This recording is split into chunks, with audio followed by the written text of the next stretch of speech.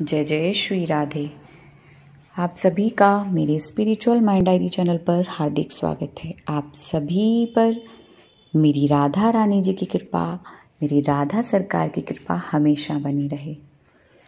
तो दोस्तों, आज हम फिर आपके सामने लेकर आए हैं एक खास वीडियो, जिसमें कि अहोई अष्टमी के दिन अगर एक काम ये कर लिया जाए तो फिर आपको संतान प्राप्ति अवश्य होगी।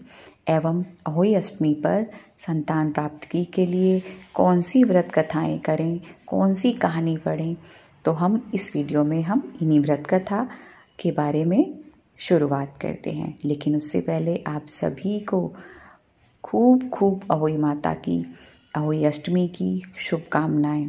अहोई माता आप सभी की मनोकामनाओं को पूर्ण करे और जीवन में आपके सुख समृद्धि की एवं आपकी संतानों की आयु को दीर्घायु करे एवं आपके जीवन में सुख समृद्धि की बरसात करे। तो हम समय को बर्बाद ना करते हुए इस वीडियो की शुरुआत करते हैं। लेकिन दोस्तों, आप सभी से मेरा विनम्र अनुरोध है कि मेरे इस चैनल को प्लीज़ सब्सक्राइब, लाइक एवं शेयर अवश्य कीजिएगा। थैंक यू जिन्होंने मेरे इस चैनल को सब्सक्राइब, लाइक और शेयर किया है, उनके लिए हार्दिक दिल से बहुत बहुत धन्यवाद। तो आइए अब हम शुरुआत करते हैं कि अहोई अष्टमी के दिन कौन सी कथा करनी चाहिए जिससे हमें संतान प्राप्ति में मदद मिलेगी। तो दोस्तों, अहोई अष्टमी वैसे तो सभी जानते ही हैं कि ये संतान की दीर्घायु और मंगलमय जीवन के लिए ये इस व्रत को रखा जाता है। और वैसे तो बहुत सारे त्यौहार हैं जो हमारे संस्कार और वैदिक परंपराओं को आज की पीढ़ी तक पहुंचाने का एक माध्यम है। लेकिन इन्हीं में से एक ये जो त्यौहार है अहोई अष्टमी का, ये संतान की दीर्घायु के लिए ही किया जाता है। तो इस साल जो अहोई अष्टमी का व्रत है वो 17 अक्टूबर 2022 को मनाया जा रहा है, जिसमें हम शुरुआत करते हैं अहोई अष्टमी की कहानी के बारे में। प्राचीन काल में एक साहूकार था जिसके 7 बेटे और 7 बहुएं थीं। इस साहूकार की एक बेटी भी थी जो दिवाली के अवसर पर ससुराल से मायके आई थी। दीपावली पर घर को लीपने के लिए 7 बहुएं मिट्टी लेने के लिए जंगल में गईं, तो ननद भी उनके साथ जंगल की ओर चल पड़ी। साहूकार की बेटी जहाँ से मिट्टी ले रही थी उसी स्थान पर स्याहू अपने 7 बेटों के साथ रहती थी। खोदते हुए गलती से साहूकार की बेटी ने खुरपी से स्याहू का एक बच्चा मर गया। स्याहू उस पर क्रोधित होकर बोली, मैं तेरी कोख बांधूंगी।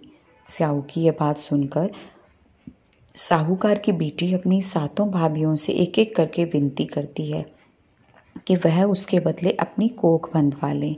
सबसे छोटी भाभी ननद के बदले अपनी कोख बंधवाने के लिए तैयार हो जाती है। इसके बाद छोटी भाभी के जो भी बच्चे थे वह सभी 7 दिन बाद मर जाते हैं। और 7 पुत्रों की इस प्रकार मृत्यु होने के बाद उसने पंडित को बुलवाकर उसका कारण पूछा। पंडित ने सुरही गाय की सेवा करने की सलाह दी। सुरही सेवा से प्रसन्न होती है और उसे स्याहू के पास ले जाती है। रास्ते में थक जाने पर दोनों आराम करने लगते हैं। अचानक साहूकार की छोटी बहू की नज़र एक और जाती है। वह देखती है कि एक सांप गरुड़ पंखनी के बच्चे को डसने जा रहा है और वह सांप को मार देती है। इतने में गरुड़ पंखनी वहाँ से आ जाती है और खून बिखरा हुआ देखकर उसे लगता है कि छोटी बहू ने उसके बच्चे को मार दिया है। इस पर वह छोटी बहू को चोंच मारना शुरू कर देती है। छोटी बहू इस पर कहती है कि उसने तो उसके बच्चे की जान बचाई है। गरुड़ पंखनी इस पर बड़ी खुश होती है और सुरही सहित उन्हें स्याहू के पास पहुंचा देती है। स्याहू छोटी बहू की सेवा से प्रसन्न होकर उसे 7 पुत्र और 7 बहुएं होने का आशीर्वाद देती है। स्याहू के आशीर्वाद से छोटी बहू का घर पुत्र और पुत्र की वधुओं से हरा भरा हो जाता है। अहोई अष्टमी का अर्थ एक प्रकार से यह भी होता है कि अनहोनी को होनी बनाना, जैसे साहूकार की छोटी बहू ने कर दिखाया। तो जैसे छोटी बहू का घर उसके पुत्र और पुत्र वधुओं से हरा भरा हो गया, वैसे ही अहोई अष्टमी माता से मेरी विनम्र प्रार्थना है, मेरी शुभकामना है, मेरी प्रार्थना है कि आप सभी का घर भी पुत्र पौत्रों से हरा भरा हो जाए। तो आइए अब हम शुरुआत करते हैं दूसरी कथा की। दंत कथा के अनुसार एक बार एक औरत अपने 7 पुत्रों के साथ एक गांव में रहती थी। एक दिन कार्तिक महीने में वह औरत मिट्टी खोदने के लिए जंगल में गई। वहां पर उसने गलती से एक पशु के शावक की अपनी कुल्हाड़ी से हत्या कर दी। उस घटना के बाद उस औरत के 7 पुत्र एक एक के बाद एक करके मृत्यु को प्राप्त होते गए। इस घटना से दुखी होकर उस औरत ने अपनी कहानी गांव की हर एक औरत को सुनाई। एक बड़ी औरत ने उस औरत को यह सुझाव दिया कि वह माता अहोई अष्टमी की आराधना करे। पशु के शावक की सोते हुए हत्या के पश्चात उस औरत ने शावक का चित्र बनाया और माता अहोई अष्टमी के चित्र के साथ रखकर उनकी पूजा करने लगी। उस औरत ने 7 वर्षों तक अहोई अष्टमी का व्रत रखा और आखिर में उसके 7 पुत्र फिर से जीवित हो गए। अहोई अष्टमी का यह व्रत का महत्व जान लेने के बाद तो आइए अब हम जानेंगे आगे इस व्रत की पूजा विधि के बारे में। तो दोस्तों, सबसे पहले इस पूजा को करने के लिए सुबह जल्दी उठकर स्नान करने के बाद मंदिर में साफ सफाई करें एवं मंदिर में जाकर पूजा करें। पूरे दिन निर्जल व्रत रखना भी इसमें प्रचलित है। शाम के समय बच्चों के साथ बैठकर अहोई माता की पूजा करें। दीवार पर अहोई अष्टमी माता की तस्वीर लगाएं और एक कैलेंडर लगाएं।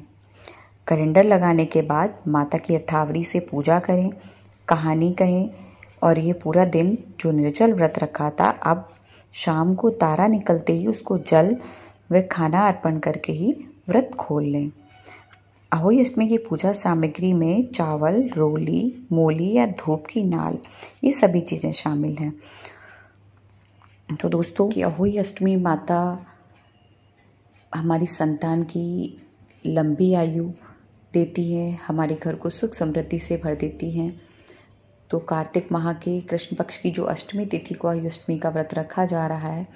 यदि इस दिन कोई भी स्त्री, कोई महिला भगवान शिव और माता पार्वती की पूजा करें तो इस दिन उस महिला को अपनी संतान की लंबी आयु के लिए निर्जला उपवास रखें एवं अहोई अष्टमी का व्रत पूरा करने के बाद तारों को देखकर अपने व्रत को खोलें।